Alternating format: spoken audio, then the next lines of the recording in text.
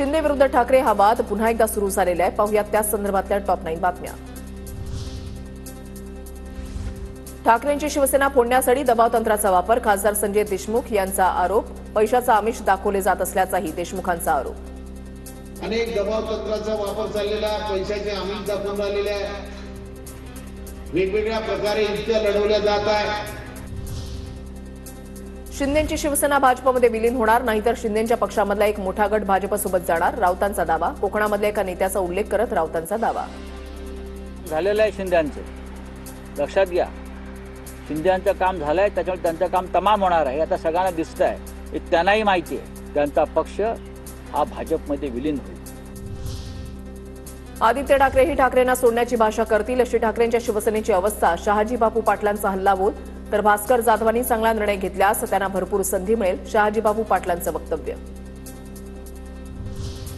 शिवसेनेचं पुण्यातील mission tiger रखडलं, ठोस आश्वासन मिळालं नसल्यानं 3 माजी आमदारांचा अद्याप पक्षप्रवेश नाही। अजून महिनाभरामध्ये पुण्यातील पक्षप्रवेश होणार नाहीत, सूत्रांची माहिती। यश मिळाल्यावर पाठ थोपटणारी, चुकल्यानंतर कान पकडणारी नाती जपायची, मग आरशासारख्या त्या प्रामाणिक नात्यांना अविश्वासाचा तडा कधीच जात नाही। भास्कर जाधवांचं नवीन व्हॉट्सअप स्टेटस चर्चेत।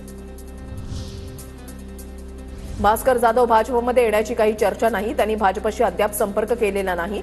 भाजपा प्रदेशाध्यक्ष चंद्रशेखर बावनकुळेंची माहिती, तर आम्ही फोडाफोडीचं राजकारण कधी केलं नाही। बावनकुळेंकडून विरोधकांवर पलटवार। जाधव साहेबांच्या राजकीय आयुष्याबद्दल कुठलाही प्रश्नचिन्ह लावू नका। त्यांनी आमच्याशी कुठलाही संपर्क केला नाही, ते आमच्याशी कधी बोलले नाही, त्यांनी कधी भाजपाला असं येण्याचा प्रश्न येत नाही, त्यांनी कधी अशी चर्चाच केली नाही। कशाला प्रश्नचिन्ह लावताय भास्कर जाधवच्या आयुष्याबद्दल? शिवसेनेकडून ठाकरेंच्या कोकणातील एकमेव आमदाराला थेट ऑफर, वाघांच्या कळपात या। संजय शिरसाटांची भास्कर जाधवांना ऑफर, तर यापूर्वी उदय सामंतांकडूनही जाधवांना शिवसेना प्रवेशाची ऑफर।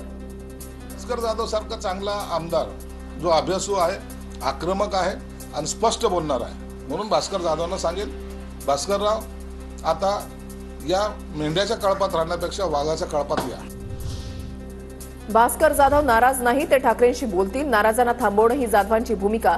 माजी आमदार वैभव नाईकांची प्रतिक्रिया।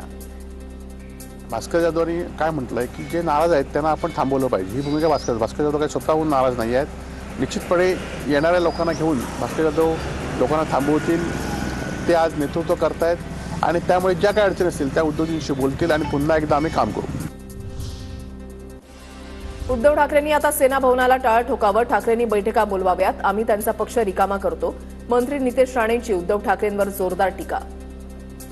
बैठक बुलाएंगे तो भी आज बहुत देरी हो चुकी है, ट्रेन आगे छूट चुकी है, स्टेशन पे अभी कोई खड़ा नहीं है, इसलिए कितना मीटिंग बुलाना है क्या बुलाओ। मैं तो बोलता हूँ वो सेना भवन में भी क्यों जाते हैं, उसको टाला ठोक देना चाहिए अभी।